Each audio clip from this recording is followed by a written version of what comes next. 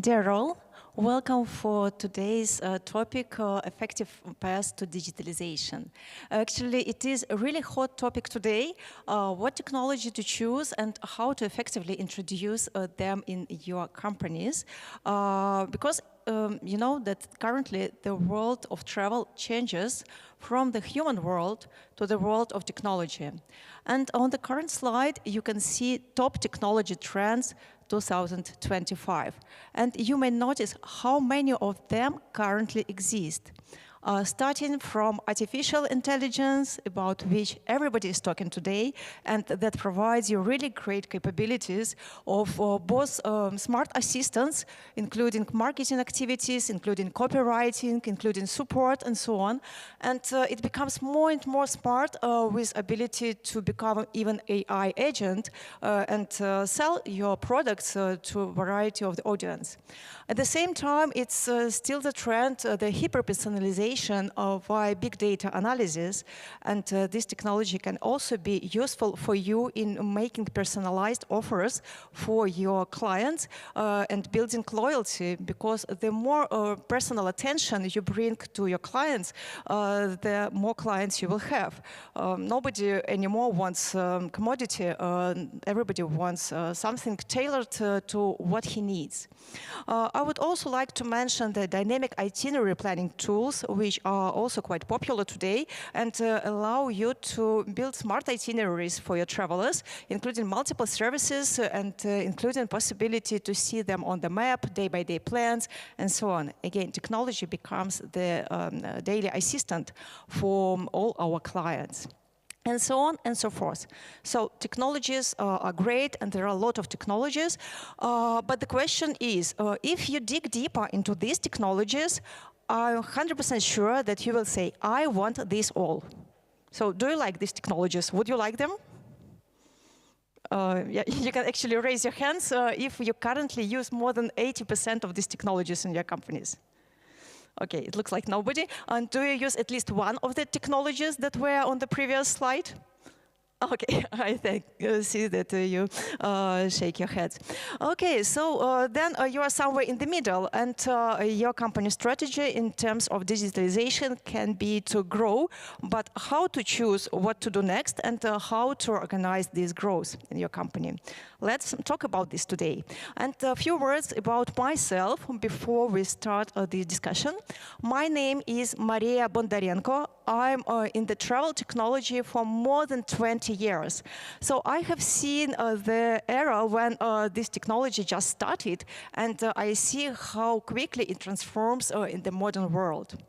I work in the company ITB Solutions, and today I present this speech on behalf of ITB Solutions that is also more than 20 years on the market, and we have more than 300 clients around the globe, and more than 500 projects successfully completed.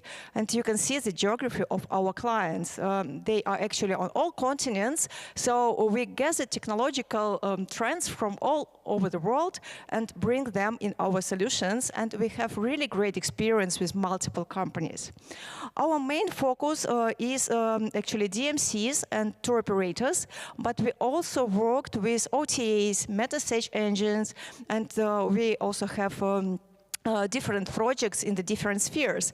Some of them are based on our turnkey solutions, some of them are custom development. And throughout our history, just imagine 20 years, it's quite a long period, we had a lot of successful projects, and we are really proud of them.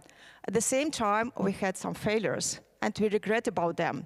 Today, I would like to share with you the facts which led to these failures, just to avoid them in future, and to warn you what you need to pay attention to in order to be successful and fast growing with the technology.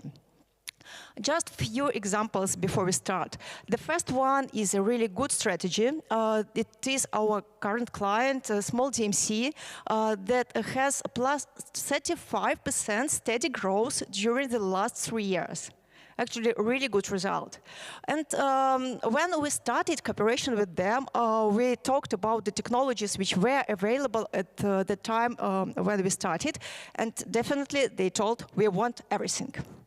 But they have chosen lean development process where we initially introduced the automation for their hotels, then we added transport, then we added activities, now we are transitioning to package tours, also ability to integrate with their partners online, and so on and so forth. And with this lean development and starting with MVP, so only the most viable product they could provide, they just aligned their investments into the software with their growth. And they continue to grow, the more they earn, the more they can invest in the technology. Unfortunately, not everything is in our hands, and we had bad strategy examples in our history. This is another company that had huge investments in the beginning, and they had very interesting packaging idea to package hotels, flights, and events. But after 1.5 years lost, they were run of all the money, no more investments, but the project did not go live. Why this happened? Because it was like, oh, we have so many features, we want to do this, and this. Okay, let's do that, then let's redesign. Oh, we have changed our mind, let's change this. We want our project to be ideal. Okay, it's our human wish to have everything ideal, but is it aligned with your business, and does it bring you results? In this example, unfortunately, it did not. Right now, they are looking for another iteration of investments in their project in order to proceed. Actually, what I wanted to show you with these examples, that many companies focus on tools and technologies. We see that on the market, we see that, but actually it's more wise to see what technology can contribute significant results to your business. Not the tools themselves, but the results that you may achieve with the technologies. And this results in 5 principles that I have developed for smart digitalization. They are on this current slide. The first one is fast launch. Then KPI-driven development, then paying attention to TCO, total cost of ownership, simplicity, and integrability. Let's investigate each of them. The first one is about fast launch. With this part, actually, the main idea is that you do not need to implement everything at once. It's better to break down your ideas and your digitalization strategy into smaller pieces and into phases, and then you will be able to test, adjust, and improve without major disruption. Well, actually, as you see, the world of technology is changing, and launching within 1 month is much more wiser than having a lot of ideas and launching in 2 years. Why? Because with the modern world, nobody knows what shall be in 1 or 2 years. Maybe the whole world of travel technology will change, and maybe the whole world how we do travel business will change. AI agents may replace everything, and the traditional way how the software works may disappear. Is it a smart choice to wait maybe 1 year, 2 years, and then make decision? I think no. Why? Because in 2 years we will see another horizon. So there will be another software, will be other ideas, and so on and so forth. So the better approach is to see in what position you currently are, and see what you can do in a small chunk of development and in small chunk of digitalization, and make this decision and move faster. Just as an example, I would like to share with you how we have evolved our software. On the left, you can see how it looked 5 years ago. On the right, you can see how it looks right now. Initially, it was on Java technology and rich faces, and it was really popular at that time. But nowadays, this technology has went into the past, and we had to rewrite our software almost completely on the new technology, on HTML plus Vue.js, and so on and so forth. And we definitely know that in 5 years, we will have to make another update. So as a software vendor, we always keep track on the latest technologies, and we always update our software. The same you need to take into account when you consider your digitalization in your companies. So what a move fast means? Is it 1 month, 3 months, 1 year? Actually, our universal advice is to move with a 3 months digitalization framework. For small companies, this means that ideally you should launch within 3 months after the start. Select the software that fits 80% of your needs and plan the launch as quick as possible within this time frame. If you are a middle-sized company, then it might take from 3 to 6 months to automate the processes that you want and move to the next level of digitalization. If you're a large company, it is up to 1 year, but still split by 3 months iterations. So select what to do for the 3 months, then implement this, and after end of this implementation, evaluate what is currently on the digital landscape in the world and choose where to go next only then. Maybe you will update your strategy and see that something has changed and you need to change your plans as well to coincide with the changing world of travel, and maybe the priorities will also change for you. A few words about our software. This is GP Travel Enterprise Platform, and actually within our company we follow this strategy of digitalization. The system itself is rather powerful already. It is the great tool for the tour operators and for DMC companies and other travel players to automate their business. We have a possibility to automate working with your products, with prices, with availability, with descriptions, B2B and B2C sales, enterprise management, and so on. Additionally, we propose abilities of customization so that the clients can either take our software as is, or they can decide to update it with additional features, additional customizations, and so on, to adjust to their own business. And this gives them the huge advantage because usually none of the software 100% fits to what we need. So you always need to select something that is the best, but having possibility to adjust it and fit to your business is a good advantage. At the same time, it's a big risk. And I will show you how a very small feature may become a monster. So when you order something from your IT company with whom you work, please bear in mind this fact. Let's take, for example, very easy request. So imagine that you are a destination management company. You have certain activities that you provide, and you would like to inform your clients in what languages your activities can be performed. Looks easy, isn't it? So just very simple feature. But let's have a look from the technology side what needs to be implemented to support this feature. First of all, we need to add the possible escort languages and the type, whether it is guide or audio guide, on the product creation page. But then we need to show this information on the search results. It's also good to add this to filter so that we have possibility to select only products in certain language. Then it's also good to see this in the reservation, what exactly is chosen, and in voucher, and so on and so forth. So initially thinking that, okay, developer can do it in 5 minutes, it appears that this feature may take up to 5 days, and it is quite long. Then let's think what else can be done within this time frame. And let's have a look at another possibility. This is, for example, upsell functionality. For the booking process, when we have selected hotel, the system can automatically suggest to add a few more activities. Really good strategy because your client usually travels just to have some experience, and having personalized data, what experience can be proposed for this client, you can easily increase the amount of payment you receive from your client. From the technology side, it will take approximately the same time. But let's have a look at your profit if you have one automation or another one. If we talk about on-product languages, whether it will bring you extra bookings, actually no. It will be just good enhancement in the system, but still you will have the same number of bookings. Shall this bring you extra profit? No. On the contrary, if we are considering upselling functionality, for example, with this approach, every month you will have plus 200 bookings, each $10 worth. So in the total, you will have $2,000 per month additionally. So this is the smart choice, to concentrate on this and do not spend time on the other side. even in 2002, there was very interesting research that investigated how many features of the software are really used by the users.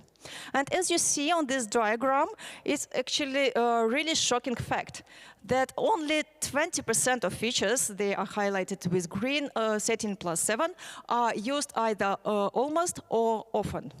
The others are used either rarely or even never. So when you perform some digitalization, invest in something, just be sure that what you choose is really demanded, but not something that you potentially think might be useful, but in the reality it becomes not.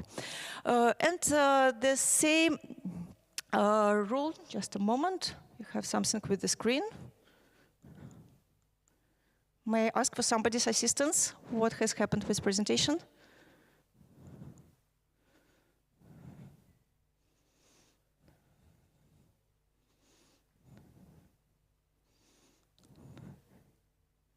Sorry? Yeah, okay.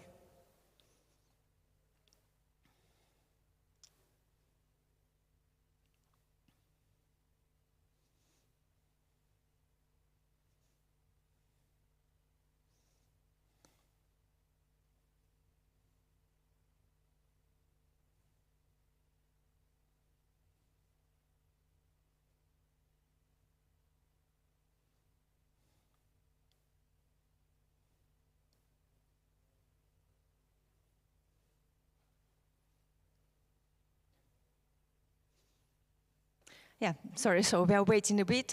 Maybe we can talk about something in between with this topic. So actually what I wanted just to share with you that it's not so easy to create the technology. Many people are involved in that, and when you are not inside this sphere, you may just think that, well, okay, it's not so complex. Just click on one button and you will receive something. But in reality, it's usually huge investments. And only the balance between what you demand and what outcome it brings for your business and the investments into the software is your key to successful digitalization. I hope we will see our presentation further.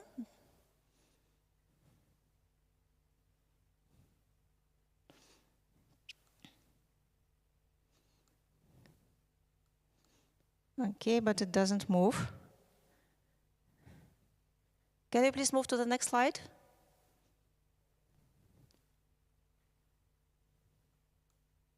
No.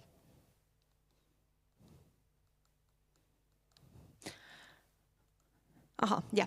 Okay, so it works.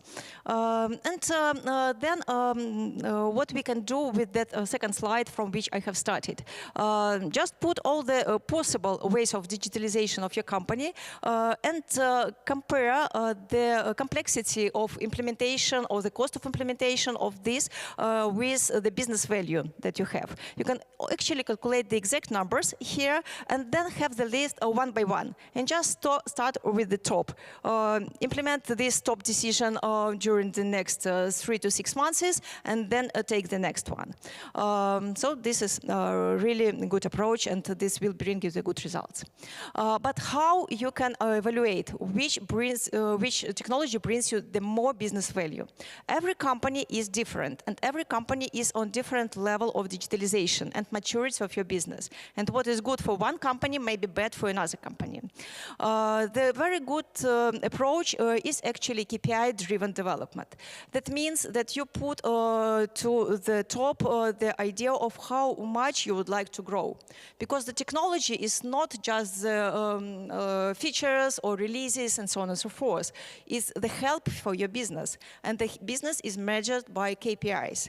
So what KPIs you may consider? The first KPI is turnovers. How much you would like to grow your business, for example, within the nearest 1 or 2 years. The second one is your growth in profits. How much is your current profit and how much you would like to grow there? Or maybe how would you like to expand on additional markets and so on and so forth. So with this visibility, you have more facts which further influence on making decisions.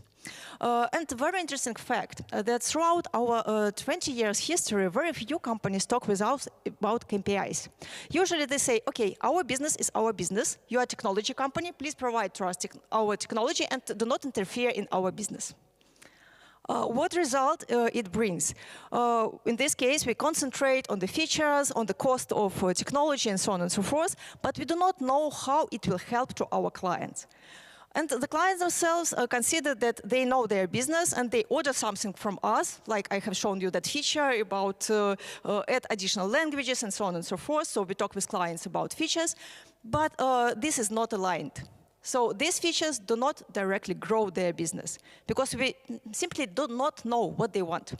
And recently we have changed our strategy. Right now we start every project with our clients with the question, what KPIs you would like to achieve within the nearest 2 years. And we have added the visualization to these KPIs, as you see on the screen, immediately into our software. So at the beginning of the year, the client may put his goals in the form of KPIs. I want to achieve these turnovers, or I want to achieve this profit. And during the year, the system automatically tracks the percentage of achievement, and it also compares it with the past years, with the previous and with the year before previous. Then we have changed the logic of how our people, how our technology specialists work with the client, and we have introduced a new role, customer success manager. Instead of project manager, business analyst, and so on, the person is targeted on customer success, and his or her main attention is the customer growth. And this significantly changes the world, how we interact and how we achieve these goals. And this is the example of the questionnaire from which we start the projects right now. What is your turnover right now? What is the size of your business? What you would like to achieve? And what you would like to have in the nearest time? For example, you currently start with 5% gross margin, but you want to grow it up to 7%. And in numbers, it will give these values. And at this moment, if I come to you and say, our software costs $5,000 per month, is it expensive? Who thinks that it is expensive? Who thinks that it's not expensive? Okay, no ideas. Well, I will then explain. So actually, it depends. So if you invest in the software, $5,000 per month, but this software gives you $200,000 per year additional income, so that you earn 3 times more than you have invested, it's really good choice. If not, then that's a different story. But again, in order to evaluate this, you need to think about this. So if you think about KPIs, and if you choose KPI-driven development, you have this chance. In order to track KPIs, you can actually use different parameters. So the turnover and the profit are the most evident, but as you see on these diagrams, you can also track other parameters as well. Then the third principle relates to total cost of ownership.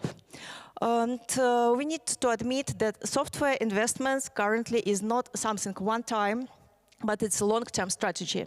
For example, when you launch your business, it's important to develop logo, brand, and so on and so forth. And it can be one time.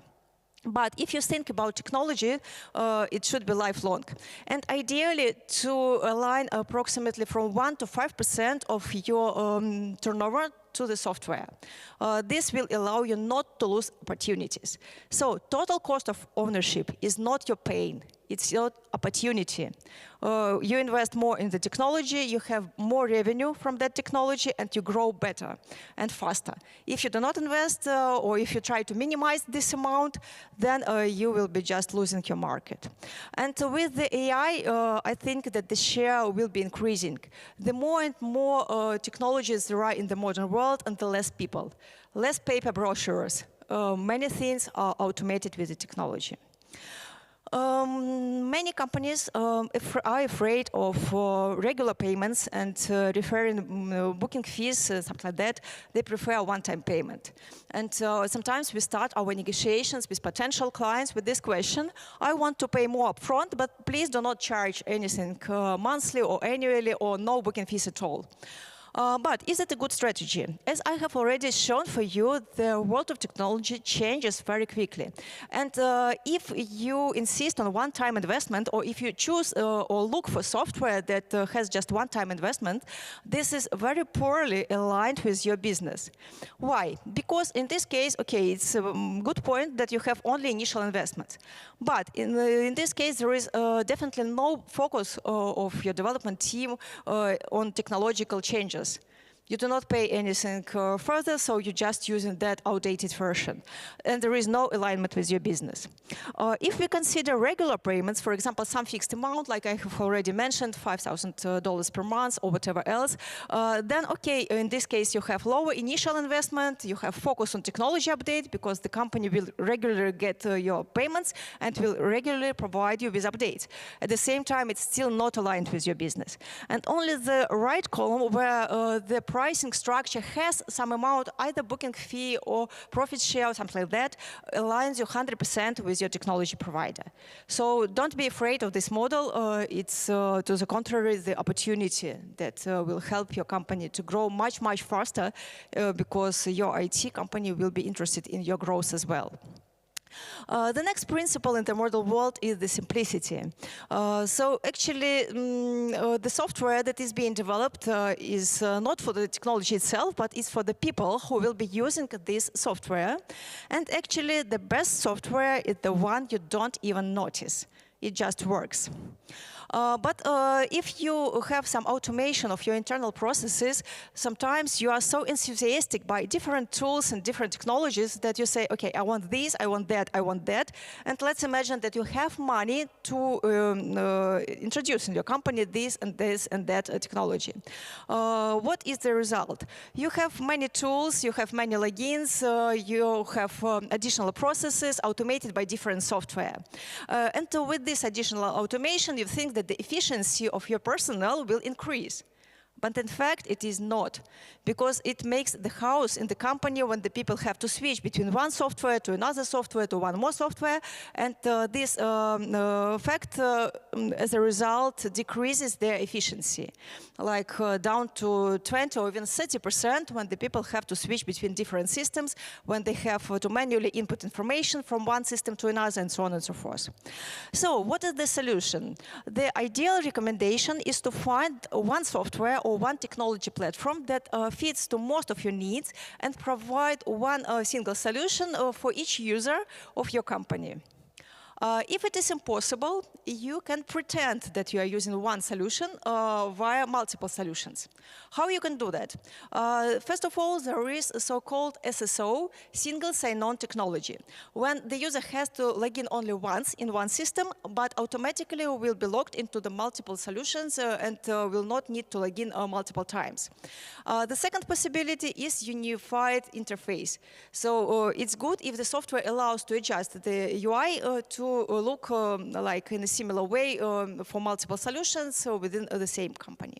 And invisible interactions between the software. When the user clicks some button, he redirects to another software, but he still stays in the same framework so that it's invisible for him. So think about these facts when you choose what to automate and how to automate, just to increase the efficiency of such automation.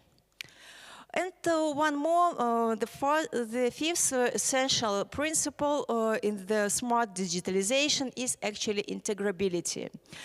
So you are working in the travel network, and definitely you do not operate only by your own company. You have your partners, you have your suppliers, you have maybe distribution agencies, you have third parties with whom you interact.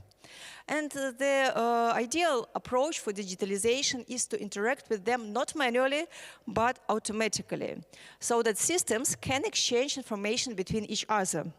This will reduce your errors, this will reduce efforts on processing this data, and this will highly increase your efficiency. Let's have a look at a few examples. The first one is channel manager integration. For example, you have contracts with hotels, you have 500 hotels, and you get from them contracts, prices, and availability. The old strategy is to assign manager who will be responsible for the contracts, and he will type all this data in the system manually. It is a huge time and a huge investment and a big risk of mistake. Instead of that, in the modern world, it's much, much more efficient to integrate with channel manager that will automatically pull this data from the hotel property management system, fulfill it within your solution, and you immediately see what are the actual prices nowadays, what quantity of rooms remains in this hotel, and the system can fully automate this contracting process. So zero time investments from your side, but immediate interaction. A really great example of when technology can streamline your business. Another example is API. API is quite technical word, and it means that within your system there should be protocols to integrate not only with humans, but with the other solutions. And actually, it's the must-have in the modern software that the software should have this API for the integrations, where it can be helpful. For example, you have your partners who want to sell your products. And again, instead of giving them access to your system so that they log into your system and make booking in it, and separately make booking in their own solution, because they definitely need some CRM or ERP solution for their own business, you provide API for them and you act as a supplier for these companies. And in this case, they automatically get all your content, all your prices, and they do not duplicate their work.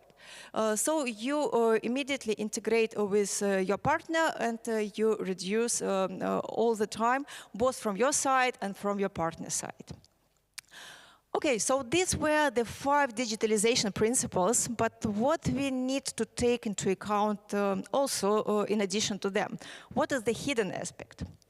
And actually the hidden aspect is human factor. So technology is not for the technology itself. Technology is for humans. And technology is only as good as the team uses it. Remember that slide with that investigation that only 20% of features are being used.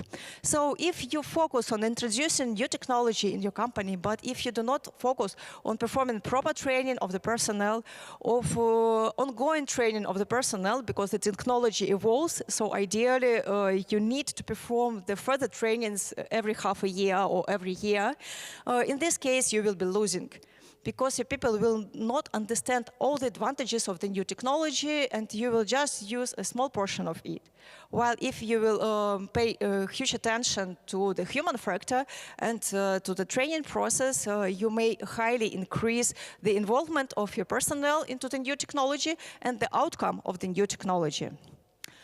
And another factor of the human interaction is actually on your client side. Technology should support, but should not replace the human element. So if you automate these or these operations, just keep in mind that you should not over-automate. If you do not have any chance of your clients or users interact with humans, you may be in a big danger, and you may start losing the clients if the clients are not able to do something with your technology. For this point, I would like just to give you an example of my recent contact with some support of one famous system. I had some issue with it, it was not working, so I just contacted support, and the robot replied for me. I understood that it is a robot because of his standard answers, but I wasn't satisfied by them, and he actually did not solve my problem. At the end of the day, I just asked him, please call anybody who is human. I want to talk with a human. And he replied, I don't understand you, please ask again. I told once again, please ask some human to interfere our communication. I need to talk with human. And he told again, I don't understand you, please repeat again. So after 3 times of such reply, I understood that there is no human behind this technology at all. And in this case, as a client, I just went. So I could not solve my question, and I did not see personal attention from that company to myself. So they left only technology around them, but no human that could assist me in the questions. So just to summarize, the key takeaways from our today's discussion is that, first of all, please focus on iterative improvements, on setting clear KPIs, and on human factor. And note that effective digitalization is not about using the latest tools. There are so many of them, and you will never be able to incorporate all of them in your business. But rather, it is strategic alignment with your business goals. And in this case, it will be step-by-step growth and step-by-step evolution of your company in the changing technology world. Now, one bonus for you. If you wish, we have developed the evaluation of your digitalization strategy questionnaire. It's absolutely free, so you can scan this QR code and visit our website to evaluate how is your company currently automated and what are the recommendations where you can go next with your digitalization. To conclude, actually, we are currently presented in the ITB. This is our stand. It is hall 5.1, stand number 141. So if you want any advices from me, you're welcome to go there. I will be at that stand after the speech, and I will be happy to advise what can be useful for your business, taking into account your current state and your desired goals. Or you can stay in touch with us based on these contacts that you see on the current slide. So thank you very much for attention, and we have 10 minutes left for the questions, if you have any, if you would like to discuss something. Thank you.